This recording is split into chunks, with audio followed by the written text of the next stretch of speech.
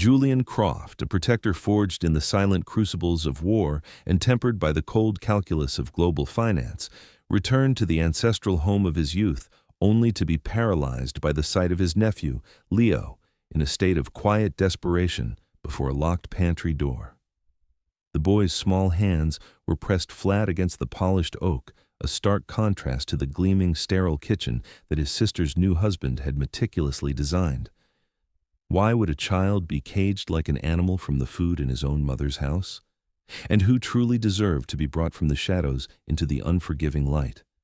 The chill Julian felt had nothing to do with the autumn air settling over the sprawling estate. He had been away for 6 months, closing a deal in Tokyo that had added another zero to a fortune he no longer counted. His sister, Amelia, had urged him to come home, her voice a thin, brittle thing over the satellite phone. She had married again, a man named Mark Thorne, a charismatic consultant she'd met at a charity function. Mark's emails to Julian were effusive, filled with talk of family and legacy, of honoring the memory of Amelia's first husband, Julian's best friend. But the house itself told a different story. It was no longer a home. It was a museum exhibit, cold and silent. The warm, lived-in clutter of his sister's life had been replaced by a minimalist aesthetic that felt more like a statement of control than a matter of taste. The air, once thick with the scent of baking and his sister's laughter, now smelled of lemon polish and something else, something acrid and unspoken. Fear. He found Leo, his 6-year-old nephew, not in the garden playing, but standing sentinel by the pantry. The boy didn't startle when Julian approached. His small shoulders just flinched, a gesture of someone accustomed to unwelcome attention. "Hey, champ," Julian said softly, his voice a low rumble that felt out of place in the oppressive quiet. "What's the matter?" Leo's eyes, wide and dark, flickered towards Julian and then back to the door. He didn't speak. He simply shook his head, a gesture of profound finality. It was then that Julian heard it, a cry from upstairs, so faint it was barely a sound at all. It was a kitten's mewl, a sound of hopeless, draining energy, not the robust wail of a healthy 1-year-old. That was Lily, his niece. He hadn't even seen her yet. A knot of ice formed in his gut. Something was deeply, fundamentally wrong. The silence of the house wasn't peace. It was the sound of a held breath. His return had been unannounced, a day earlier than expected, a habit from a former life where surprise was a tactical advantage. He'd let himself in with his old key, the silence greeting him like a shroud. Now, that silence was being punctured by that pathetic, fading cry. He saw Mark Thorne enter the kitchen, a phone pressed to his ear, a smile of practiced charm on his face as he closed a business deal. He didn't even glance at his stepson. He ended the call and turned, his smile widening when he saw Julian. "Julian, you're early. Welcome home, brother." The word brother slid off his tongue like oil. Before Julian could respond, Leo took a hesitant step forward, his voice a tiny, trembling whisper. "Mark, can Lily have some milk, please? She's hungry." Mark's smile didn't falter, but his eyes went flat and cold, like stones at the bottom of a frozen lake. "Leo, we've talked about this. Lily is on a special diet prescribed by the doctor, and you know the kitchen is off limits between meals. Discipline is important." He ruffled Leo's hair in a gesture that was meant to look paternal, but was a clear assertion of dominance. Leo shrank back, his face a mask of defeat. Julian watched the exchange, his own hands clenching into fists at his sides. He saw the faint tremor in Leo's lip, the way his eyes darted to the floor, defeated. The doctor. A special diet. The words were smooth, reasonable, and utterly false. Julian could feel the lie in the air, thick and suffocating. Leaving Mark to his pretense of hospitality, Julian walked past him and took the stairs 2 at a time, drawn by the weakening cry. The nursery was at the end of the hall, the door slightly ajar.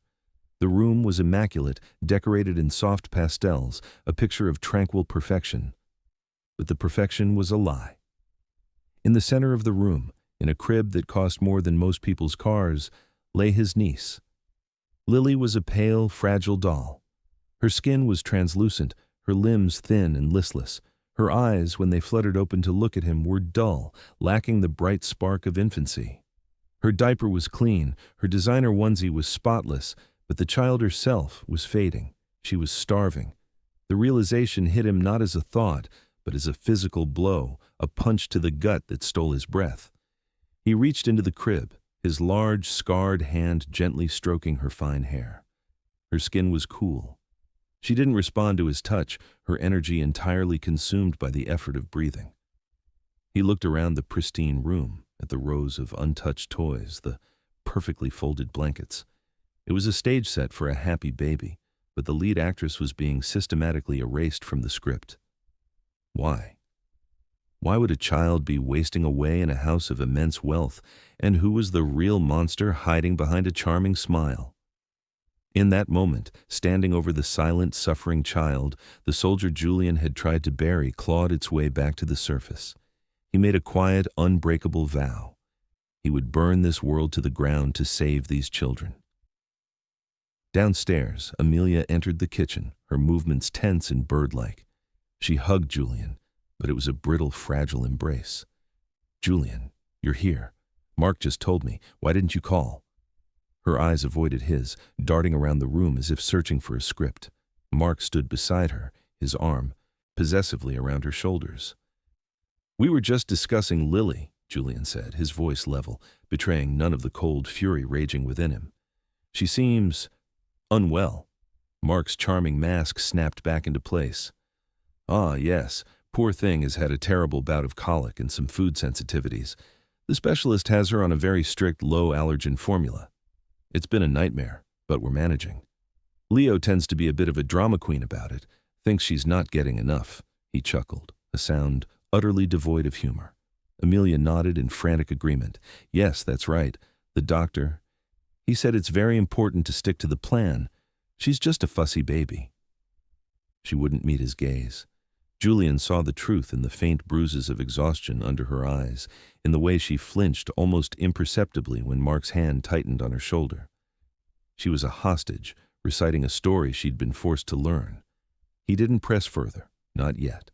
A direct confrontation would only make them close ranks, would put the children in more immediate danger. He needed strategy. He needed evidence. He needed to become the ghost he once was, moving through the shadows of this pristine house to uncover the filth hidden beneath the floorboards. His war had come home. The next morning, Julian made his first move. He waited until Mark had left for a series of important meetings, a fact Mark had announced with self-important gravity at the breakfast table. Amelia was supposedly at a spa day, a gift from her loving husband. Julian found Leo in the backyard, listlessly pushing a toy truck through a patch of dirt. The vast, manicured lawn seemed to swallow the small boy. Julian sat on the grass beside him, not speaking for a long moment, simply creating a space of quiet companionship. "The pantry is locked now," Leo said eventually, his eyes fixed on the truck. "Mark says it's for organization." "I see," Julian said. "And the kitchen. We can only go in when he says. He says it's for germs." The excuses were so flimsy, so transparently about control, that it made Julian's blood run cold. He pulled a small sealed packet of dried fruit from his pocket, something he always carried for energy. He held it out to Leo. The boy's eyes widened, and he looked nervously back at the house. "It's okay," Julian said softly. "This is from me to you. Our secret." Leo snatched the packet, his small fingers fumbling with the wrapper. He devoured the contents with a hunger that was painful to watch. It wasn't just physical. It was a hunger for kindness, for a simple act of care that wasn't transactional or conditional. "Does Mark lock other doors?" Julian asked, keeping his tone casual. Leo nodded, his mouth full. "His office. And the door to the basement. He says it's full of old things. Dangerous things." He paused, then added in a whisper, "Mommy cries in her room at night. I hear her through the wall." Julian's investigation expanded. He saw the network of small, discreet security cameras Mark had installed, their tiny black eyes watching over the main living areas. They were positioned not for security against intruders, but for surveillance of the occupants. He took a walk around the property line, stopping to chat with the estate's longtime gardener, Mr. Henderson, a man who had worked for Julian's family for over 40 years. The old man was pruning roses, his movements stiff. "Good to have you back, Mr. Croft," he said, his eyes on the thorns. "Things are different now." "Different how, Robert?" Julian asked. Henderson snipped a dead bloom with a sharp crack. "Quieter. Mr. Thorne likes things. Orderly. Very particular." He hesitated, then leaned in slightly, his voice dropping. "The last nanny, Clara. A lovely girl. The children adored her. She left in a hurry a few months back. Mr. Thorne told everyone she was stealing. I never believed it, not for a second. She cried when she drove away.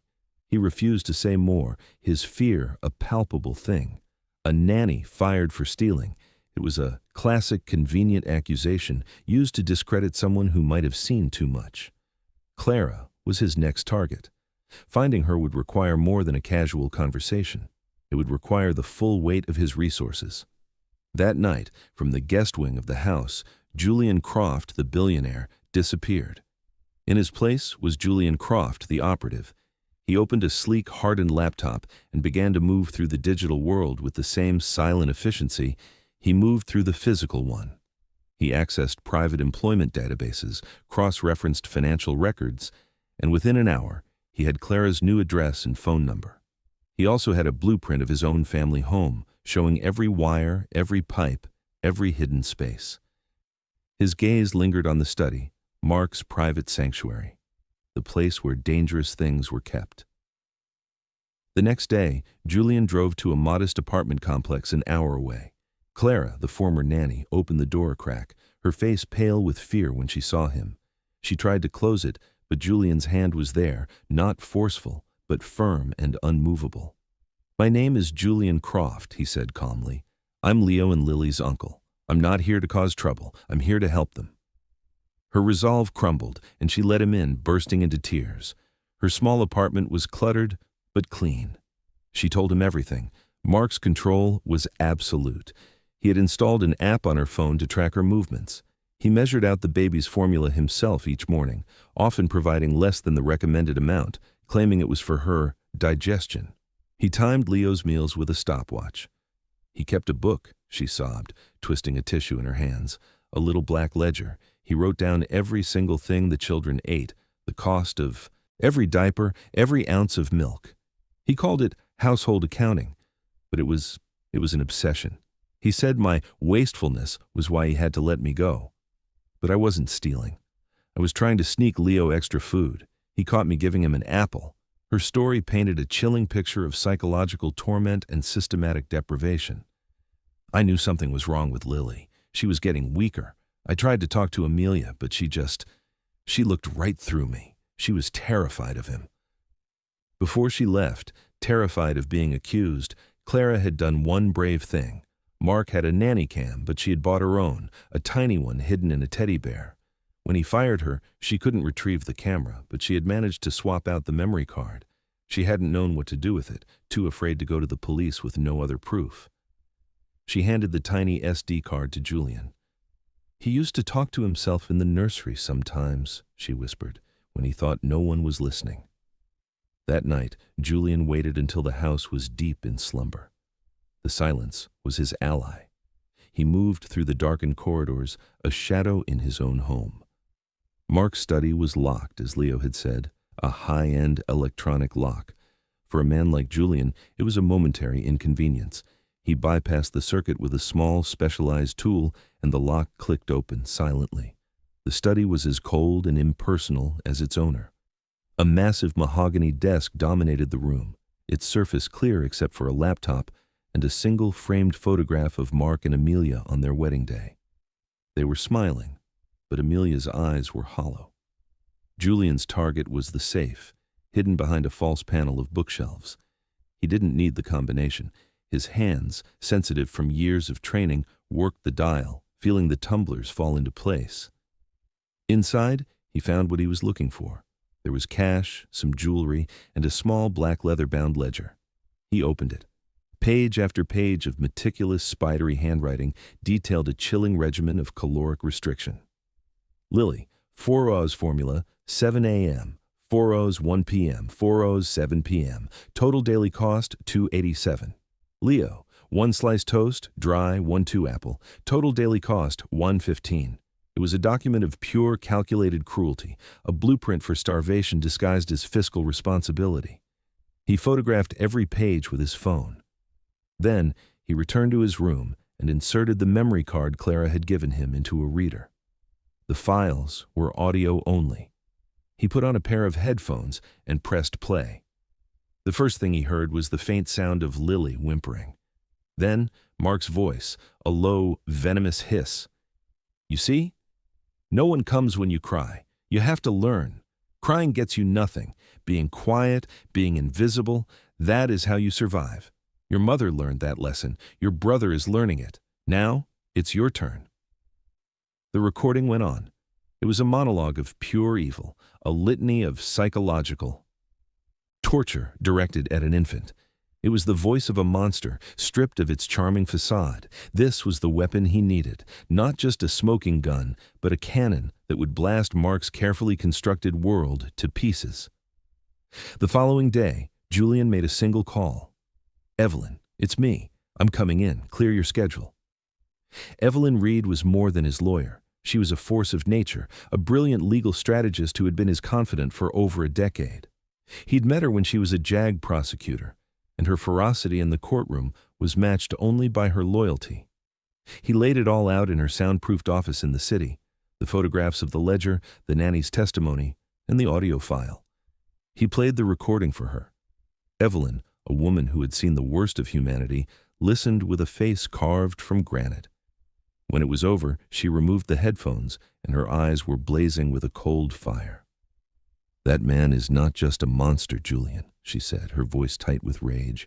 "He's a sadist, coercive control, child endangerment, attempted murder by deprivation.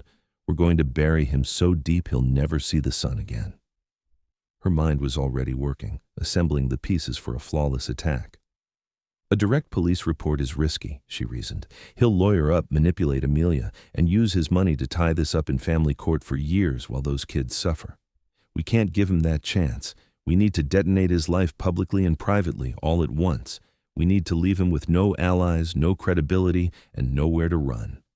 They planned for 2 days, coordinating with a private child advocacy group and a retired but highly respected police detective, Evelyn, kept on retainer. The plan was audacious, theatrical, and utterly ruthless. It was designed not just for legal victory, but for total annihilation. They would not extract the children from the house, they would extract the poison. While Julian and Evelyn prepared for war, Mark, sensing a shift in the household atmosphere, launched a preemptive strike to bolster his public armor. He felt Julian's quiet observation, the way his nephew no longer flinched, but watched him with a new, unnerving stillness. Mark's instincts for self-preservation were keen. He orchestrated his countermove with practiced ease. He announced to a fawning local media that he and his wife, Amelia Croft Thorne, would be making a landmark 7-figure donation to the city's largest children's hospital at their annual Starlight Gala. The announcement was accompanied by a professionally shot photo of him, Amelia, and a clean, well-dressed Leo, who held a teddy bear with a grip of white-knuckled tension. The headline read, "Local philanthropist Mark Thorne puts children first." He was building an impregnable fortress of public goodwill, brick by gilded brick. He believed himself untouchable, a benevolent prince in a world that only saw the shine. On his armor, never the rot beneath it. He was a master of the game, and he was certain he was about to checkmate his strange, silent brother-in-law. It would be his greatest miscalculation. The gala, his chosen stage for triumph, would instead become the theater for his execution. The night of the Starlight Gala arrived, a symphony of clinking champagne glasses, feigned laughter, and the flash of camera bulbs. The grand ballroom was filled with the city's elite, all gathered to celebrate wealth and a carefully curated image of compassion. Mark Thorne was in his element, gliding through the crowd, his arm firmly around Amelia's waist. She was wearing a stunning silver gown, a beautiful silent prop for his performance. Julian arrived late, dressed in a simple, perfectly tailored black suit that made him look more like an undertaker than a guest. He didn't mingle. He stood near the back of the ballroom, a pillar of shadow, his presence a discordant note in the room's cheerful melody. Evelyn was nearby, as was the retired detective, both blending in seamlessly. The child advocate was with Leo in a quiet suite upstairs, waiting for the signal. Finally, the moment came. The chairman of the hospital board invited Mark to the stage to present his grand donation. The room fell silent. Mark strode to the podium, basking in the warm glow of the spotlight. He began his speech, his voice smooth and resonant, filled with empty platitudes about community, responsibility, and the preciousness of children. "There is no greater calling," he said, his voice thick with false emotion, "than to protect the most vulnerable among us."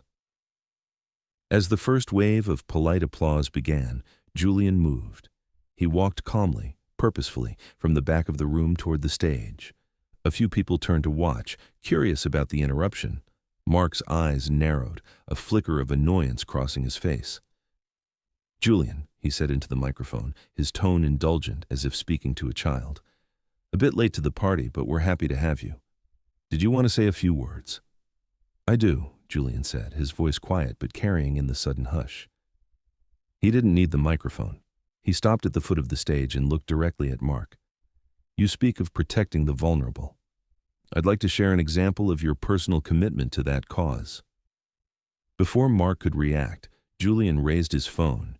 He had connected it to the ballroom's state-of-the-art sound system via a small wireless device. He pressed play. The sound that filled the grand hall was not music. It was the faint whimpering cry of a baby. Then, Mark's voice, a venomous hissing whisper, echoed from every speaker. "You see? No one comes when you cry. You have to learn. Crying gets you nothing. Being quiet, being invisible, that is how you survive." A collective gasp rippled through the crowd. Faces turned from Julian to Mark, their expressions shifting from confusion to horror. Mark's face had gone ashen. He lunged for the microphone stand, fumbling with the wires. This is a fabrication, a doctored tape. My brother-in-law is unwell, But his voice was drowned out by his own recorded words, continuing the litany of abuse. On the stage, Amelia stared at the speakers, her hands flying to her mouth. She had heard those exact words before, whispered through the nursery door, words she had tried to believe were a form of twisted, misguided discipline. Hearing them now, naked and amplified in this public space, the dam of her denial finally shattered. It was real. It was all real. At that moment, the doors to the ballroom opened. The child advocate entered, holding Leo's hand. The boy's eyes were